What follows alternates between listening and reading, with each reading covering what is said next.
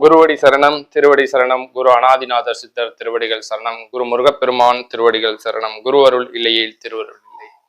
என் அன்பு உறவுகளுக்கு என் ஆத்ம வணக்கங்கள்.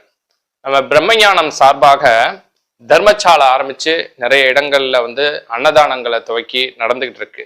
அது மட்டும் இல்லாது தவச்சாலைகளை உருவாக்கி நிறைய ஊர்கள்ல பிரம்மஞான அஷ்டாங்க யோக வகுப்புகள்லாம் நம்ம நடத்திக்கிட்டு இருக்கோம். நம்மளுடைய அடுத்த முயற்சியா நம்ம அன்பர்களுடைய அன்பிற்கிணங்க என்னுடைய பெரிய கனவுனே சொல்லலாம், நம்ம பிரம்மஞான கோசாலை ஒன்று ஆரம்பிக்கணும்னு. பிரம்மஞானம் சார்பாக கோசாலை ஒன்று ஆரம்பிச்சு நேற்றைக்கு வியாழக்கிழமை அன்னைக்கு முதல் கன்று ஒன்று ஈன்றிருக்கு. நேற்றைக்கு இந்த கன்று தான் ஈன்றது. இதுக்குதான் அபிராமின்னு பேர் வச்சிருக்கோம். நல்ல ஆரோக்கியமா இருக்கு. நேற்று சுவாதி நட்சத்திரத்துல பிறந்தது. நெற்றியில பாத்தீங்கன்னா விசேஷமா ஒரு நாமம் போலயே இருக்கு.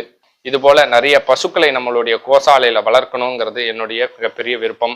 அன்பர்கள் நீங்க உங்களால பாதுகாக்க முடியாம பராமரிக்க முடியாம பசுக்கள் இருக்கும். அது மட்டும் இல்லாத உங்களுக்கு பசுக்களை வளர்க்கணும்னு ஆசை இருக்கும்.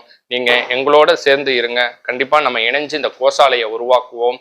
பசுக்களை மதிப்போம், பசுக்களை வளர்ப்போம். எல்லா உயிர்களும் இன்புற்று இருப்பதை அல்லாமல் வேறொன்றும் அறியேன் பராபரமே என்ற வள்ளல் பெருமானுடைய வார்த்தைக்கிணங்க நம்ம எல்லாரும் ஒன்றிணைந்து இந்த கோசாலையை உருவாக்குவோம். அனைவருக்கும் அன்பு வணக்கங்கள்.